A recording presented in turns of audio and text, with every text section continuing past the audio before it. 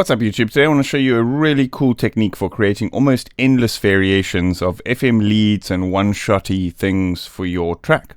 So yeah, let's dive in and have a look.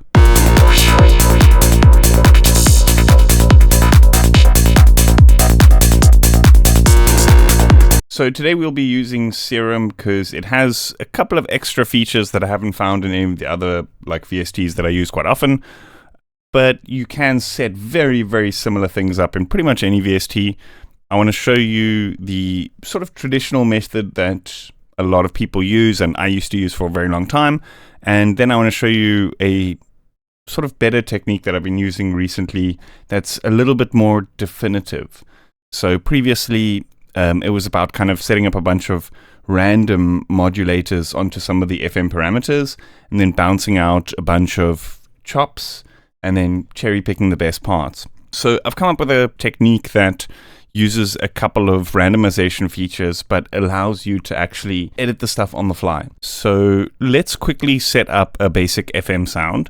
So here, let's go and set this to a sine wave. Here, let's add oscillator B. Let's choose, I like this harmonic series smooth, but a lot of these ones will do. This harmonize the Q is also really, really nice. So I tend to use, for this technique, use the PD as opposed to FM. This is similar to FM in Serum 1 as opposed to FM in Serum 2. FM in Serum 2 is it kind of goes a little bit further, whereas this one is a little bit more controlled. So when you're doing this kind of random stuff, it feels like it kind of works a bit better. I also want to just tune this to the track that I'm working in. So if you guys are following along, if you're in F, for example, you'll just tune this MIDI to +5 or whatever the case is, but then the actual MIDI that you punch in will be exactly the same, right? So I usually turn the level of this one down so that we're not hearing this oscillator. And then also turn the octave down, either 1 or 2.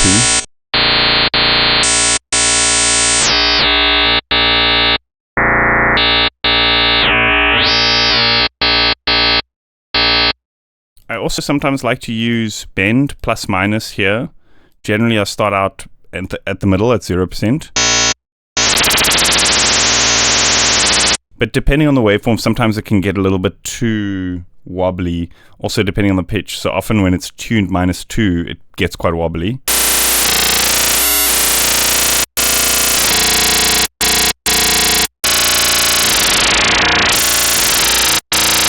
Okay, that's sounding pretty good for now. And then let's add a filter over here. Let's set this to band 24. And we can actually just turn up this main over here to compensate for the loss of volume.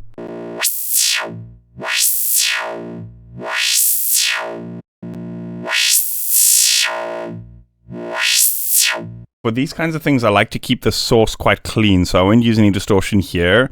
And then once I've kind of rendered the effects, then I'll choose if I do want distortion and that kind of thing. But in the source sound, I generally try to keep this quite clean.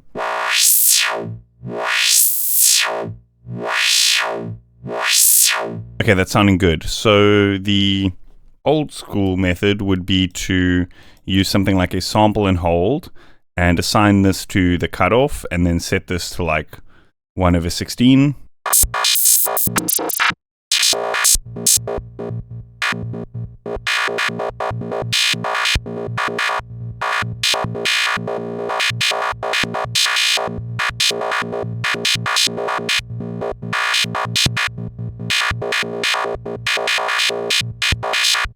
Do it to a couple of parameters so you have a bunch of randomization, and then you would put in like one long note here, let's say of the root note.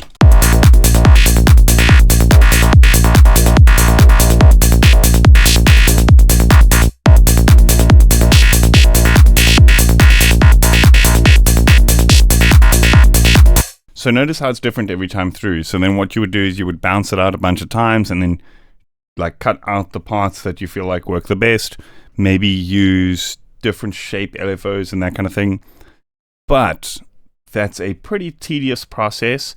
And a lot of the time you end up cutting and throwing away a lot of stuff that you've sat rendering out and spent a lot of time on. So I've come up with a process that is I guess, inspired by that kind of randomization, but a little bit more definitive.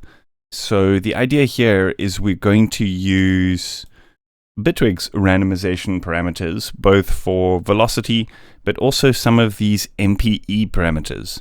So here at the bottom we have pan, timbre, and pressure. And so what we can do with each of these is if we have a bunch of notes in here. So let's say, for example, we just go like a bunch of 1/16th notes, because that's the kind of timing that we were working with there. Then select them all and use this drop-down menu.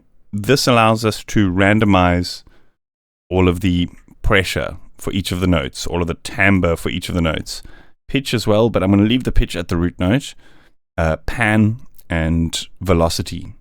So what we can do here is we can get really creative and assign these MPE parameters to stuff in the patch, and then from there we create a bunch of different variations on the MIDI clip, which I feel like is a lot more definitive.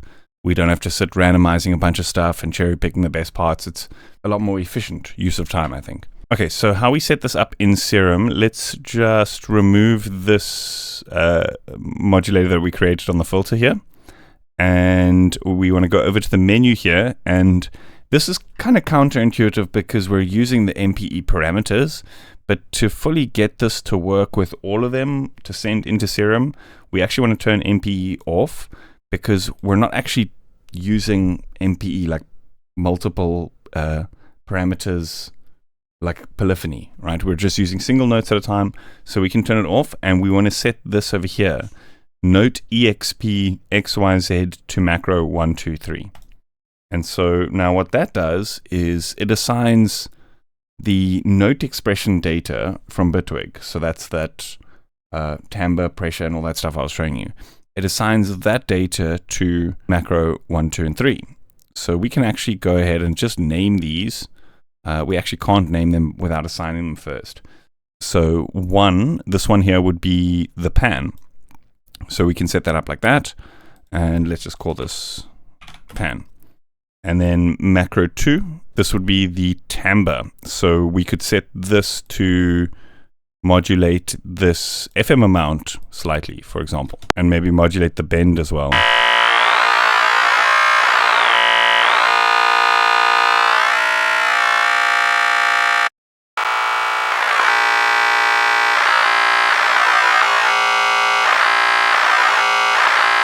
So we have a bunch of different kind of tones we can work with. And then, okay, let's call this timbre. And then this one we can assign to the filter. So this will be pressure.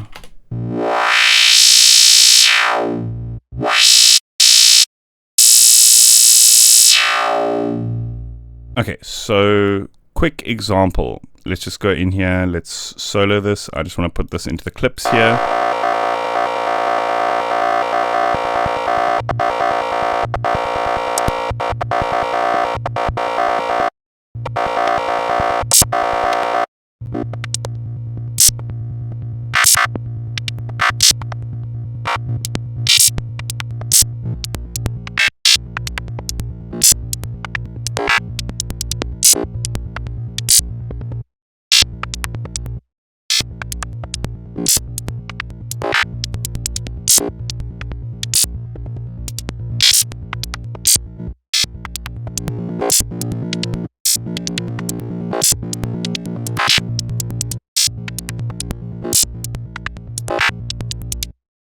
Okay, so then what we want to do is we want to sort out this envelope a little bit.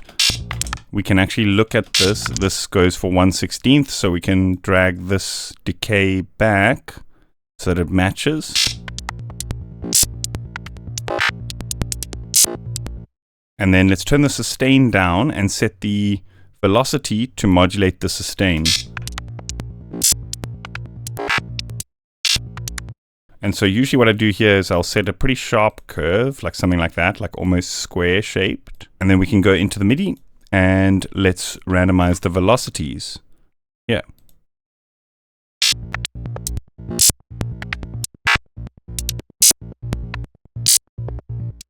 I find when doing these kinds of things to reduce clicks, it's often from when one note moves to the next note and the value suddenly changes. So I find the best thing for this is to just reduce the length of the note and give it a bit of release in the actual synth patch.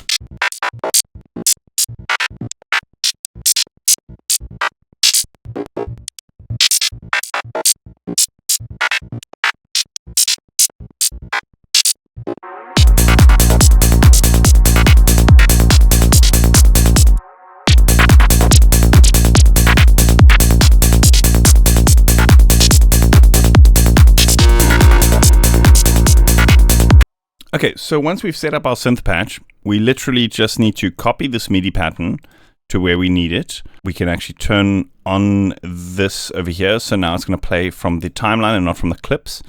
And then we go in here and we can just randomize it.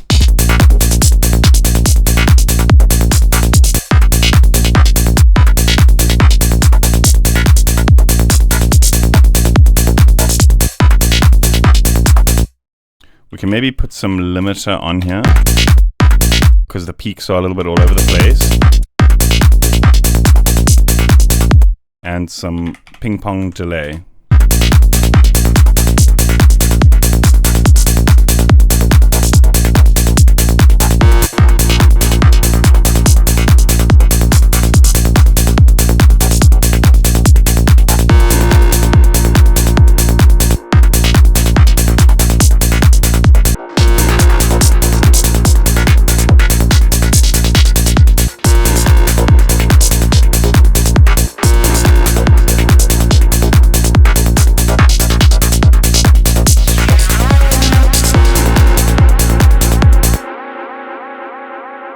Okay, so the power of this technique is that now once we've set this up, we have access to this more kind of definitive type of random where we're creating the clips by randomizing them, and we can still go in and edit these values if we wanted to.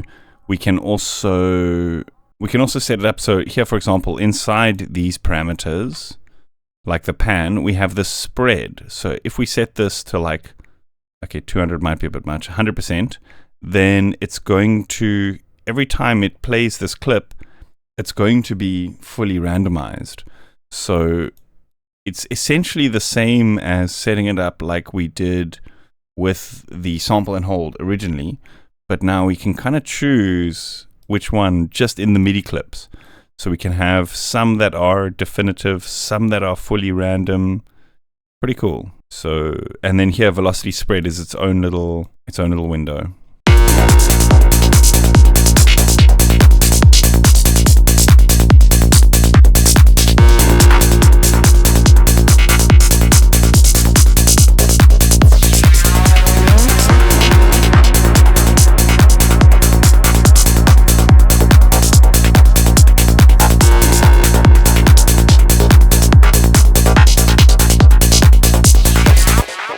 And we're also not limited to just doing this sort of timing. We're not limited to just these 16ths.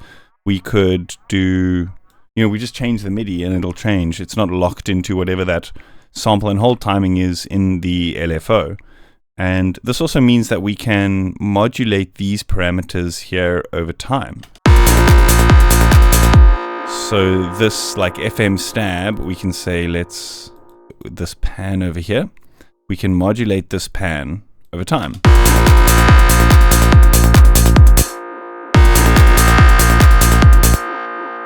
Or we can say do pressure is the filter.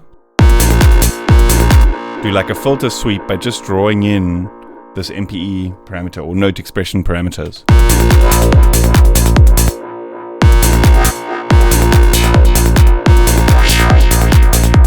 So combining this kind of thing with Bitwig's note chopper, these operator things, is incredibly powerful. Because now we can chop this and do like a filter sweep.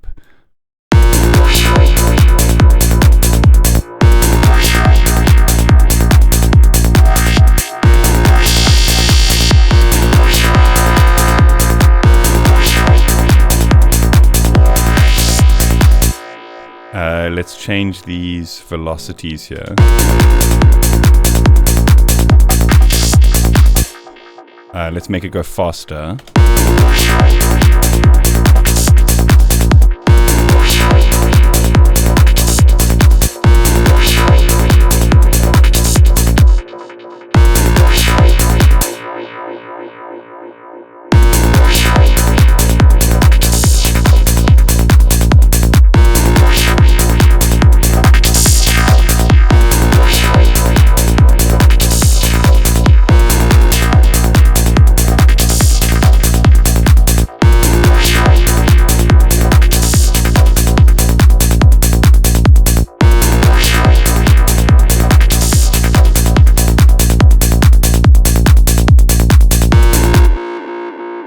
And you can also select specific notes here. You don't have to just randomize the entire sequence.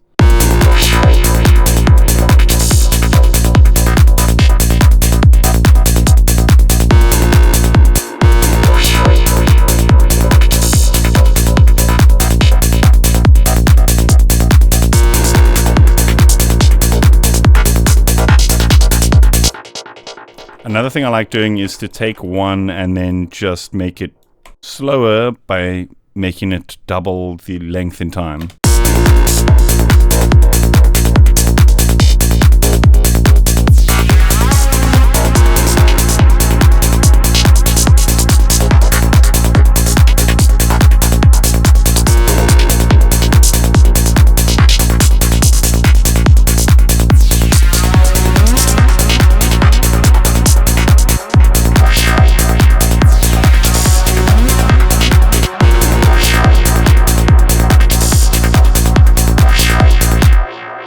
One thing that I do wish that we did have in Bitwig, maybe you have it in other DAWs, is being able to randomize these points like we have here, but then maybe a different parameter to randomize shapes for longer legato notes, like these kinds of things.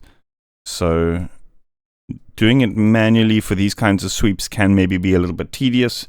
Maybe you can mix it in with some of your own like sweeps of recorded synths and that kind of thing. But super, super powerful technique.